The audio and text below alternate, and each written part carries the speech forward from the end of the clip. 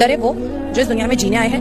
میں اس دنیا میں جینے نہیں آئی اور ہماری قوم اس دنیا میں جینے نہیں آئی ہے. ہماری قوم وہ ہے جو اس دنیا کے اندر صرف اپنی ٹیسٹ دینے کے لیے آئی ہے. ہماری موت کے بعد ہم جو زندگی ہے ہم وہ کرتے. تو موت کا تو کوئی ڈر نہیں مجھے. السلام علیکم ورحمۃ اللہ وبرکاتہ. سب سے پہلے یہ والی ویڈیو دیکھیں. اس ویڈیو میں ایک بہن نے کتنا بہترین طریقے سے اسلام کے بارے میں سمجھایا. یہ ویڈیو دیکھیں. ڈرے وہ جو اس دنیا میں جینے آئے ہیں. میں اس دنیا میں جینے نہیں آئی اور ہماری قوم اس دنیا میں جینے نہیں آئی ہے. ہماری قوم وہ ہے جو اس دنیا کے اندر صرف اپنی ٹیسٹ دینے کے لیے آئی ہے. ہماری موت کے بعد ہم جو زندگی ہے ہم وہ کرتے. تو موت کا تو کوئی ڈر نہیں ہے مجھے. فلسطینیوں کے سپورٹ میں سب سے پہلے تو آپ دعا کریں, صدقہ دیں ان کے نام سے, کیونکہ صدقہ جو ہے بڑی بڑی آفتیں, بڑی بڑی پریشانی بلائیں ٹال دیتا ہے. اور اللہ پاک سے دعا کریں. دیکھیے ہر انسان اپنی اپنی حصے کی زندگی جیتا ہے. وہ تو کتے بلی بھی جیتے ہیں. کتے بلی بھی بچے پیدا کرتے اور مر جاتے ہیں. لیکن دوسروں کے کام آؤ, امت کے کام آؤ.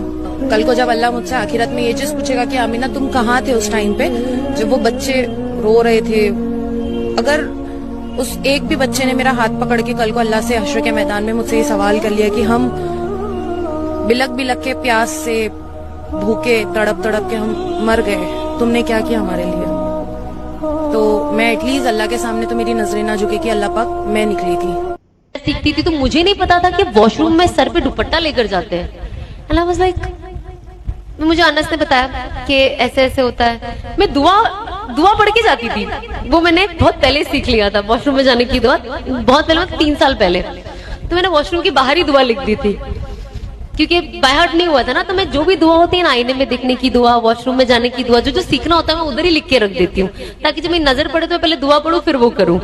تو میں نے ایسے آئینہ میں دیکھنے کی دعا لکھ دی, واش روم میں جانے کی دعا لکھ دی, اینڈ میں پڑھ کے جاتی تھی. پر سر پہ دوپٹہ لینا اس کا نالج ہی نہیں.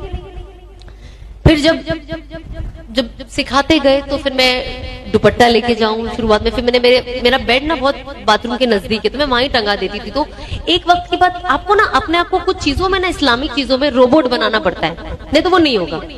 اتنا روبوٹک ہوتا تھا کہ رات کو اگر میں 3 بجے بھی اٹھوں واش روم جانے کے لیے تو میں دوپٹہ لے کر ہی جاؤں. وہ ایک اندر آ گیا تھا ہیبٹ. غور کرو میری بہنوں, جنگ میں اللہ نے نماز کو معاف نہیں کیا.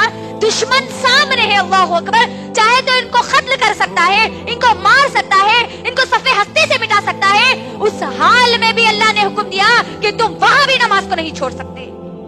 آج ہم کو کیا ہو گیا, کیا سوچ کر ہم نمازوں کو چھوڑ دیے. اللہ کے لیے میری بہنوں, اللہ کے لیے خود کا جائزہ لو. اور جو بہانے ہم بناتے ہیں نمازوں کو چھوڑنے کے, بہت چھوٹے چھوٹے بہانے ہم بناتے ہیں آج ہمارے پاس نمازوں کو چھوڑنے کے. جبرائیل علیہ السلام نے 3 بد دعاؤں کا ذکر کیا تو اللہ کے نبی صلی اللہ علیہ وسلم نے آمین کہا تھا. ان 3 بد دعاؤں میں سے ایک بد دعا تھی کہ جبرائیل علیہ السلام نے کہا کہ جس شخص کو اللہ سبحانہ تعالی رمضان کا مہینہ دیں گے اور اس شخص نے اس مہینے میں اللہ کے پاس اپنی مغفرت نہیں کروا لی, اللہ کی لعنت ایسے شخص پر ہو. اور ہمارے نبی کریم محمد صلی اللہ علیہ وسلم نے آمین کہا. پتہ ہے تمہیں, میری ایک فرینڈ تھی, بہت اچھی فرینڈ تھی, لیکن 2 سال پہلے میری اس سے لڑائی ہو گئی. اب مجھے اس کی بہت یاد آتی ہے. تو جاؤ جا کر اس سے بات کرو. نہیں یار, اب کیا, اب یہ بات کافی پرانی ہو گئی, اب کچھ نہیں ہو سکتا.